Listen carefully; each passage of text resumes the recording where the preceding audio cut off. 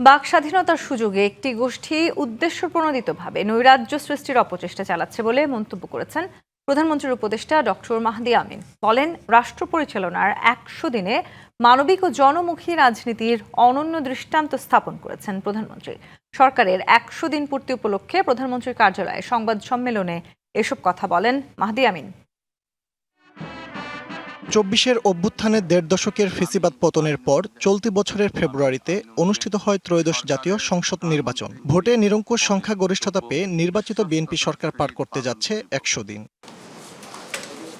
সোমবার প্রধানমন্ত্রীর কার্যালয়ে সরকারের ১০০ দিনের খতিয়ান তুলে ধরতে সংবাদ সম্মেলনের আয়োজন করা হয়। এই সময়ে সরকারের নেওয়া বিভিন্ন পদক্ষেপের কথা তুলে ধরেন প্রধানমন্ত্রীর উপদেষ্টা মাহদি আমিন।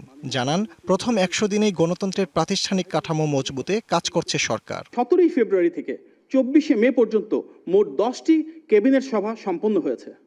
এসব সভায় সর্বসম্মতিক্রমে ৬০টি গুরুত্বপূর্ণ সিদ্ধান্ত গৃহীত হয়েছে। সরকার গঠনের পর এত স্বল্প সময়ে মন্ত্রিসভায় গৃহীত এত গুরুত্বপূর্ণ সিদ্ধান্তসমূহের উল্লেখযোগ্য অংশ যেভাবে কার্যকর হয়েছে, সেটি সরকারের দ্রুততা, কার্যকারিতা এবং আন্তরিকতার এক উজ্জ্বল দৃষ্টান্ত স্থাপন করেছে। এ সময় আইনের শাসন প্রতিষ্ঠায় সরকারের কঠোর অবস্থানের কথা জানান মাহদি আমিন। এই নজিরবিহীন স্বাধীনতার সুযোগ নিয়ে একটি গোষ্ঠী উদ্দেশ্যপ্রণোদিতভাবে নৈরাজ্য সৃষ্টির অপচেষ্টা চালাচ্ছে। বিভিন্ন ধরনের অপপ্রচারে তারা লিপ্ত রয়েছে।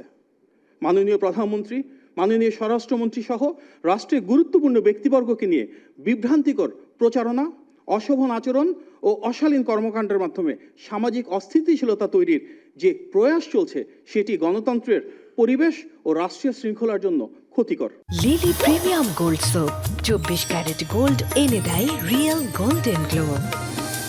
দুর্নীতি দমনে সরকারের নানা পদক্ষেপও তুলে ধরেন তিনি। দেশে বিনিয়োগে আন্তর্জাতিক আস্থা ফিরে আসছে বলেও দাবি তার। দেশের বাণিজ্য ও যোগাযোগ ব্যবস্থায় নতুন গতি আনতে টেকনাফ থেকে তেঁতুলিয়া পর্যন্ত ইকোনমিক করিডোর বাস্তবায়নের যে প্রক্রিয়া এবং প্রস্তুতি, সেটি ইতিমধ্যে শুরু হয়েছে।